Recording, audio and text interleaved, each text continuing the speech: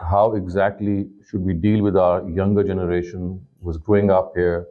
Uh, Most of them are born here. Some of them are born in our own countries and they come and live here and they live in this culture. And there are a lot of things in this culture that as parents we might feel averse to. But then at the same time, we need to understand that when we are living in a society, isolation or self-preservation, these are not always mutually exclusive terms. Yes, there are fears when we live in a society which have certain norms which might be different from our own norms. So this doesn't mean that there are no common grounds on which we can live in a society and live as individuals who have been born from one parent, which is Adam and Eve. So I think the starting point I would like to bring before you is that when we teach our children, when we talk to our children, we should first of all make them realize that we share this common bond of humanity with every human being, regardless of his creed, culture, race, ethnicity. And as such, we should always include everyone in our circle. So therefore, this divide that has been created amongst us because of our religion and our thought and our culture, this should be done away with. Our first connection with humankind is humanity itself. It's humanity itself. And as human beings, all of us share those tremendous values of compassion, selflessness, kindness, love for each other, love for the homeland, respect for each other. So I think the first thing that we need to understand is that we should not start off educating our children when they are raised in the West as if we are different from them. We belong to the same species. And I think this is the biggest common point that we have. And since we belong to the same species, we need to present religion to them, especially the Quran, in a way that Quran itself presents itself. You see, what we Muslims have done, we have made this book a book for Muslims, whereas its own claim is that it's a book for mankind. It's not just a book for Muslims, it's a book for every single individual. And that can only be understood if we understand from where the Quran starts off. The Quran starts off with this very important assertion that all religions have been brought by the prophets and they were always the same. There have been certain differences, but those differences depend more on the interpretation and understanding. Otherwise, the Quran insists that from Adam to Muhammad, religion was always the same. The basic precepts of religion were always the same. And that is why we share this, not only this common bond of humanity, but also as far as prophetic religions are concerned, we share this commonality as well. That it's not that Islam is born out of nowhere. No, it's just one of the sequences that the Almighty has initiated, and perhaps the last uh, religion in that sequence. So therefore, when we present religion to them in a way that it is integrated from the very start, when we educate them that yes, this is a book which has arisen from the same Almighty who had revealed these previous books, and these previous books are as important to us as the Quran. This will create that understanding in them. It will create that tolerance in them. It will tell them that we are living in a society, especially because if we're talking about the UK, for example, which is predominantly occupied by Abrahamic faiths, we will realize that this commonality is so all inclusive. And one of the, I would say, corollaries of this is that just as we teach the Quran to our children, we must also teach them the basics of the Bible and the previous scriptures. The Quran refers to those previous scriptures, the Quran educates us on those previous scriptures. And one of the biggest things that I have realized living in the West is that we have cut off our children from those previous scriptures, which have still a lot of wisdom in them. So, yes, we have to stress on the Quran. Yes, we will teach our children the Quran. But remember what the Quran tells us. It says that you believe in all the books of God. And we Muslims are required to believe in all the books of God which were revealed prior to the Quran. And how can we believe in a book without understanding it? So, for example, if I've been told to believe in the Old Testament or to believe in the Torah, is it a blind belief? No, it should not be a blind belief, I think. It should be a belief based on understanding. And that can only happen if we venture forth to open the Torah and start reading it. So I remember when I had my first my child, and he's growing up and he was in grade 7, I brought him a children's Bible and made him go through that Bible. Of course, I was also teaching him the Quran, but I wanted to make him realize that he is the recipient of this huge heritage. It's, it's beyond the Quran as well. And if we start off with this note in teaching our children, especially while living in the West, I think this will create that first step towards that integration that we are now severely lacking. So Bible study, Quran study, in fact, if we call these as scripture study, that is even more appropriate because scriptures, of course, we believe in all these scriptures. Yes, the Quran holds precedence on them because of the fact that it is the preserved word of God, it is the final word of God. And yes, we will read other scriptures in the light of the Quran. But this attitude of discarding other scriptures or not venturing forth to read them or understand them, I think that we need to revisit. We need to re-understand that this, in my humble opinion, is not the right approach. We need to make our children more conversant with the previous scriptures.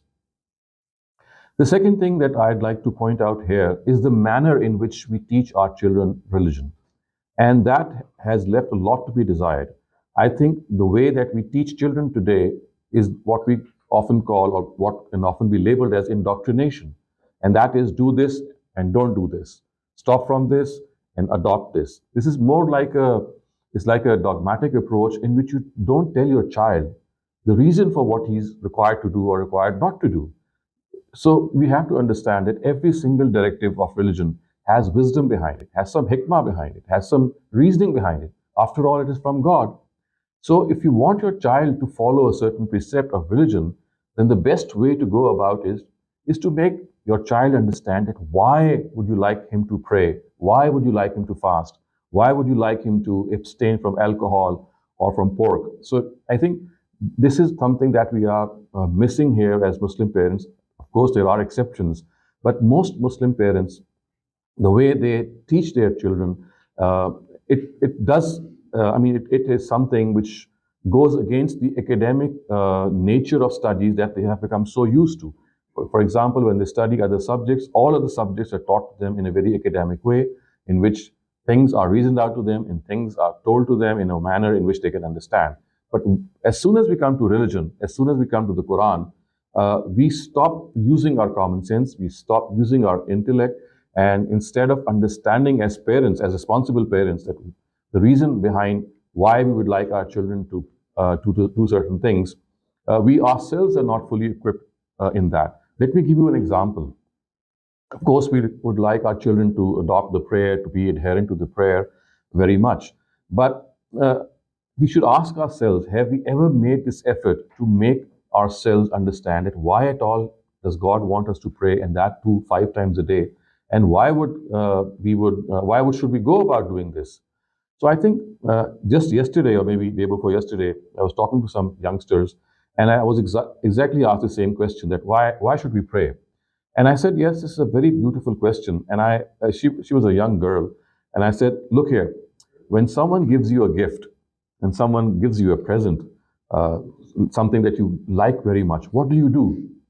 She said, I immediately thank that person. I thank my friend. And I said, why? Because she said, because of course that when I receive something from her, I immediately feel as if she's done a good term to me, and she's done a favor to me, and I'd like to return that favor. So I said that, look here, the blessings that we enjoy, the eyes that we have, the parents that you have, the way we can use all these facilities, if you look back, you'll find that basically these are gifts from God. They have been blessed to us by God, especially look at your own normal body. When you pray, you are basically thanking God for His blessings. And if you realize this, that this prayer is basically an expression of thanking God, you'll feel that you would go and go immediately and thank God, because this is such a natural emotion. You cannot stop yourself from thanking anyone. So the other thing is that, again, if you'd like your children to become regular in the prayer, I always suggest that start off with one prayer, one namaz. Why do you start off with 5? I mean, it's already something of you need to develop a habit among your children, and the best way, I think, and I've seen the fruits of the suggestion as well, that if you start off with one prayer, and also in that in that manner. You say that you just pray the first rakat, the obligatory rakat, and that is all. And just choose any one prayer from those 5 prayers and become regular in that prayer. For example, choose the Asr prayer or the Zohar, or anyone that's convenient to you, and let some time pass on that. For example, 4 months or 5 months or whatever. And the third thing that you need to add to this is to make your child understand what he or she says in the prayer or recites in the prayer, because if that becomes comprehensible, if that becomes enjoyable, if that becomes understandable to your child, he or she would enjoy talking to God. Talk to your child that this prayer is basically a conversation with God. It's your connection with God. It's your expression of thanksgiving with God. And when you connect with God, you feel as if that there is someone who's taking care of you, someone in the form of your Creator who is there for you. And one more thing, which is also important to make your children and your child especially become more regular in their prayers, for example, is that you tell them that there are parts in the prayer which can even be recited in your own language, whether it's Urdu or it's English or it's Persian, any of those languages. So there are 5 areas in the prayer which have to be said in Arabic, 5 instances. The rest is all that you can do in your own language. So when you say Allahu Akbar, it has to be in Arabic whenever you say it in the prayer. When you read Surah Fatiha, which is in every rakat, it has to be in Arabic. When you read any surah which is after Surah Fatiha, that has to be in Arabic. Sami Allahu liman hamida, which is the 4th thing, that has to be in Arabic. And finally, Assalamu alaikum wa rahmatullah. These are the 5 essential things which have been taught by our Prophet, that they have to be in Arabic.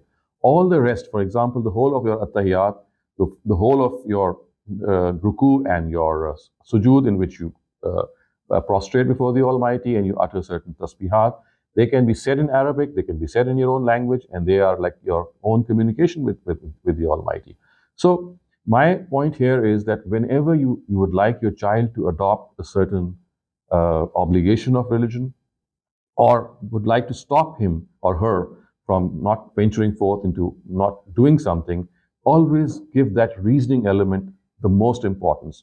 Always first try to understand what exactly is the wisdom of certain things that we have been given, and then try to communicate that wisdom. And I'm sure that because it is from God, and if we discover the right wisdom, if we discover the right way to communicate our message, it's going to really have an impact on our children. And I go further, and for example, why is it that we are stopped from eating pork? Why is it that we need to fast? Because seemingly every child can ask that, why is it that we have been asked to deprive ourselves from essential body needs? Because of course, as a child or as school-going children, we have assignments, we have sports, we have exams. So how can we cope with all these things in spite of the fact that we have exams? And why would God require us to do away with these things? So each and everything, I'm not going into the details. Of course, if you have questions, I can perhaps answer the hikmah behind the fast or the pork, not eating pork, etc. But the fact is that as parents, this is something that we need to understand, and that is that every single thing that we communicate to our children should be based on reasoning, and that reasoning should be conveyed to our children. The third thing that I'd like to point out here as responsible parents that we need to do, that is, we should not impose our opinion on our grown-up children. And this is something that we often do. Of course, when they are growing up, when they are in a position to take advice from you, you have some leverage as well. You can force certain things as well. But as soon as they enter that mature age, and mind you, this mature age is no longer 18 anymore. I mean, it's much less.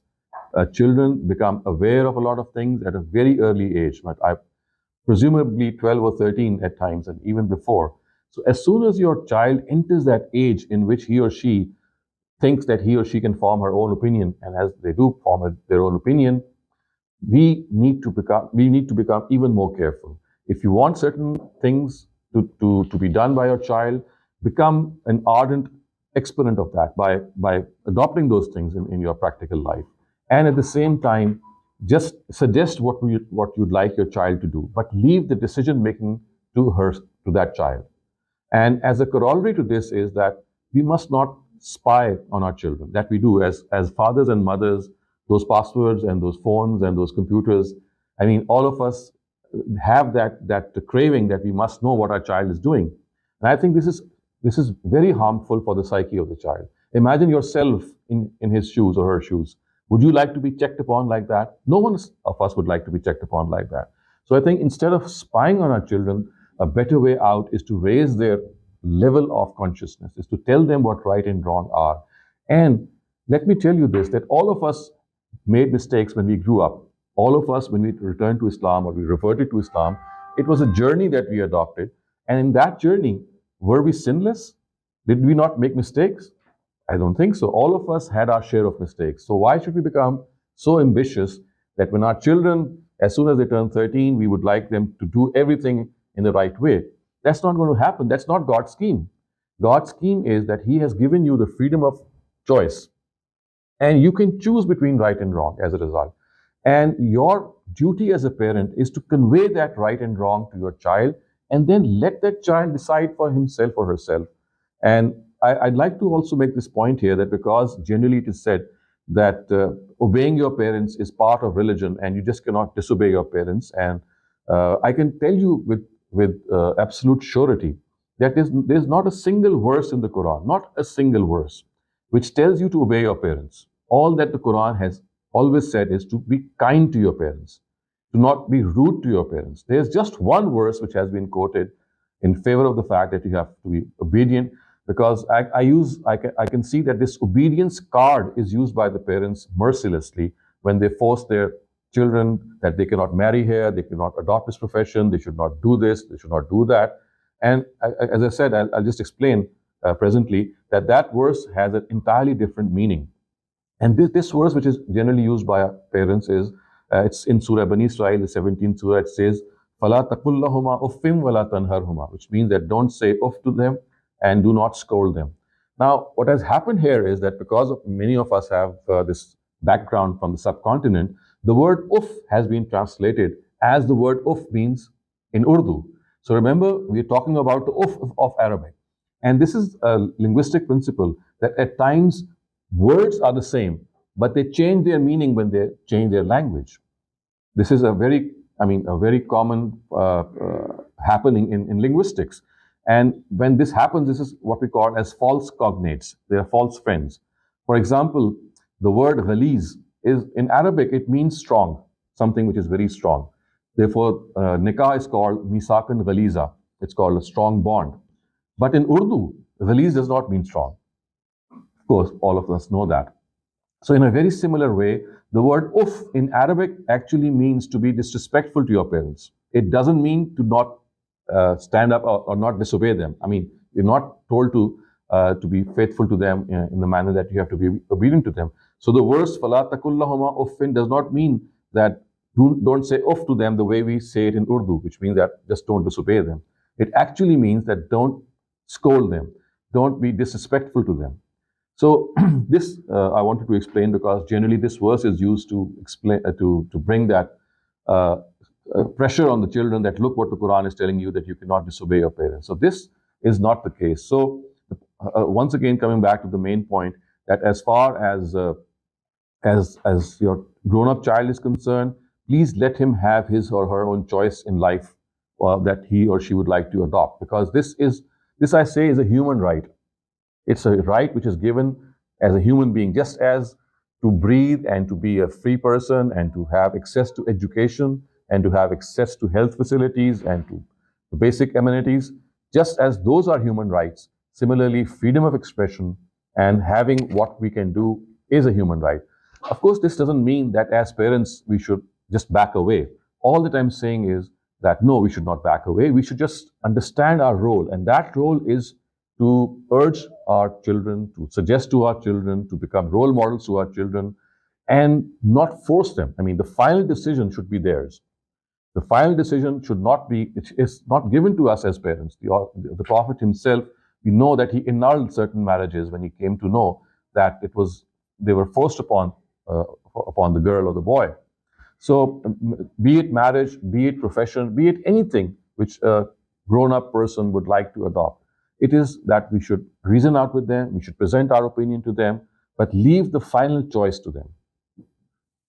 The fourth important thing that we face in the West regarding raising children, and which we are not very used to, is that as parents, I think we should create this sense of critical thinking in their knowledge. So critical thinking is something that, as Muslims, we have just lost it, I think, and this is something that has not become. This is never a part of our own approach. So, if as parents we make our children realize that become critical thinkers, not just in science, not just in social sciences, but in everything that you are being told, even religion. So, if you are told certain things as a heritage, maybe, or because your parents might force you to do certain things or maybe present before you certain precepts, you always have the right to, to challenge it. I mean, when I say challenge, of course, it means to ask questions about it. And therefore, as a result, my point here is that never snub your children when he or she asks questions, whether it's about religion, whether it's about your social point of view, whether it's about your economic point of view, any of it. So it basically what we need to teach our children is this beautiful thing that we call critical thinking. If we have made progress or science has made progress as a result, it is because of this critical thinking. And I think if religion is going to make progress, then we need to make them understand that, of course, the Quran is eternal, the Sunnah is eternal, but the understanding of the Quran and the Sunnah is a human endeavor. I mean, I cannot claim that whatever I am presenting before you is absolutely what God has revealed, because this is my understanding and I can be wrong. So I think the way that we need to appreciate this matter is that religious thought is basically a human construct. It's a human construct. So anything which is a human construct can have its own shortcomings. And if you are critically tuned towards these facts, you'll always be a person who doesn't take things for granted, who has this learning curve always there. And as a result, I can tell you this out of experience, and I can tell you this out of many students that I have come into contact with, that as a result of that, they have a very, very strong and a solid living relationship with God. You see, when you are given this choice of critically evaluating things, and when you understand things as a result of that critical evaluation, what do? You actually try to investigate facts yourself, and then they become a revelation to you. It's like something being revealed to you, and it becomes part of your personality. So I think this element of critical thinking is equally important. And then the third and last point here would be that then how exactly should we educate our children regarding this issue? And because we know that it's now becoming part of the curriculum, visuals are being shown about this issue, and textbooks are based on this issue. I think the starting point here, once again, should be that we should approach this whole manner in which God has approached it. And that is, we should tell our children that, look here, when God created man in this world, He created Adam and Eve. He did not create two Adams, and He did not create two Eves. Because for God, it was the preservation of the family which was important. And for this, a child needs a father just as he needs a mother. He doesn't need more mothers or more fathers. He needs one father and one mother, because what a father can give to the child, a mother cannot. And what a mother can give to a child, a father cannot. So the scheme of God in this world always was initially uh, that a father and a mother or people of opposite gender should come together and form a family. So I think this is just a suggestion that I'm giving, that in order to make our children understand that how we should come about this process, is that we should make them aware of the fact that this is how God had started this world, this whole universe, that He started it with the union of a man and a woman, and there was of course a certain amount of wisdom in that, and that wisdom being that the child needs the affection of both the father and the mother, and without either of them, there would be something of an incomplete personality that he would be inflicted with. So I come to an end to my suggestions.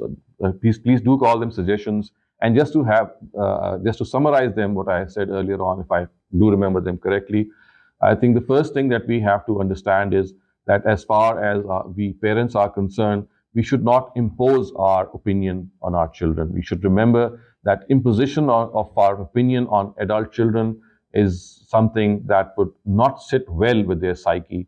And if we continue to do so, then they would always think that they are being infringed upon, and this will not make them develop in the way that they should develop. Every person has a right to his or her opinion. And when I say this, of course, it doesn't mean that we should not suggest to them what we think is right. Yes, we should do so. But the final decision should be left with our young minds, and they should be given this authority. And as far as living in this society is concerned, the way you teach your children religion is that you make them understand the reasoning of why you should do certain things and why you should not do certain things. And it should not be a categorical imperative that you stop your children from doing certain things and without telling them the reason, because this would not connect them to religion. And finally, of course, the fact that when you live in a multicultural society, you have to understand that there are certain misconceptions that are found regarding religion vis-a-vis their connection with the Quran and their connection with the society, and some of them I've just referred to. So thank you very much for listening to some of these suggestions. And if you have any questions, anything that you'd like to comment upon, you're most welcome.